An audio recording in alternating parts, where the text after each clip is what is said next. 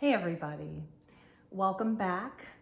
Wanted to first start out and thank everybody for subscribing and for your support. I've had so many people reach out to me, and if you've shared a video or commented or liked or subscribed, thank you so much. I really appreciate your support. So let's dive in. Something's been on my mind. I've been wanting to talk about it for about a week now, and there was, I got another sign today, and I'm like, yeah, I need to talk about this. So it kind of starts off with a conversation in the gym last week, and I was talking to a friend who was going to compete in an event, and he got injured and he wasn't able to compete. And he said, you probably know about that. You've competed before. Have you ever had to pull out of your competitions? And I said, actually, yes. The last year I wanted to compete on several occasions. I tried, and I would keep ratcheting down my calories, and my body was not responding to anything. And he just looked at me kind of puzzled, and he goes, what do you mean your body wasn't responding? And I said, honestly, it's a long story, but the long and short of it is I was in a really unhealthy relationship, and my body was in a perpetual state of fight or flight for quite some time, and was pumping a lot of cortisol through my system. And he kind of questioned that, and he goes, it's hard to believe you were in a relationship for that long, that you were in that kind of a situation. I thought you had your shit together. And at first I was taken back, but the more I thought about it, I wasn't offended. I didn't react to it. I'm like, you know what? It can happen to anybody. And so that's really what I wanted to talk about today.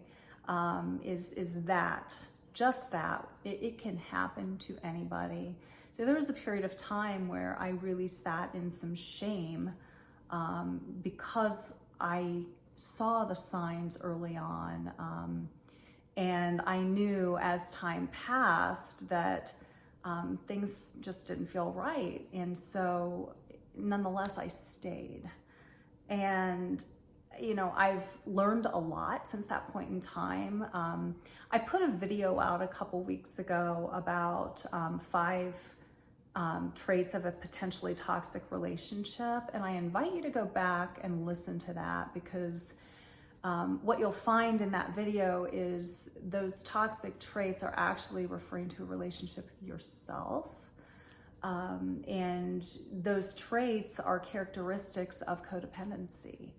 And I never in a million years thought I was a codependent person, but turns out I had many of the characteristics of a codependent person. And so that's part of the situation. But, today I was listening to a podcast by Dr. Ramani, and she had Dr. Jennifer Freyd on her podcast, and they were talking about betrayal blindness. And at first glance, I was like, what's betrayal blindness? So I listened to the podcast. And, when someone that you love and that you are supposed to trust and you're supposed to feel safe with doesn't have your back and betrays you in some way, whether they lie to you, or they cheat, or they hurt you in some way. And that can happen with a relationship. That can happen with parents, unfortunately. That can happen in the workplace. That can happen in organizations. But when that happens, that's the worst betrayal of all, because you're supposed to trust those people, and you're supposed to feel safe. And that's why you entered into the relationship, because perceivably you did feel safe in the relationship. So why then do we stay? Why do we allow that when somebody hurts us in a relationship and we allow it? Why is that? So we all have the basic need, or at least I believe most of us have the need to love and be loved. It's a basic human need, and if you are an empath, it's probably even stronger. And if you are possibly codependent, it's even stronger. A lot of that is dictated by genealogy, your family history, which influences your attachment style. But if you want security, why do we stay? And I have some notes here. I guess that's why I didn't want to miss anything, but I guess that's why it's called betrayal blindness. You know, you maintain the status quo because of fear of all the things. You're afraid of what other people will think. You're afraid of, well, what am I going to do if I leave? You're afraid of, especially if you are financially dependent on the other person. What am I going to do? How am I going to support myself?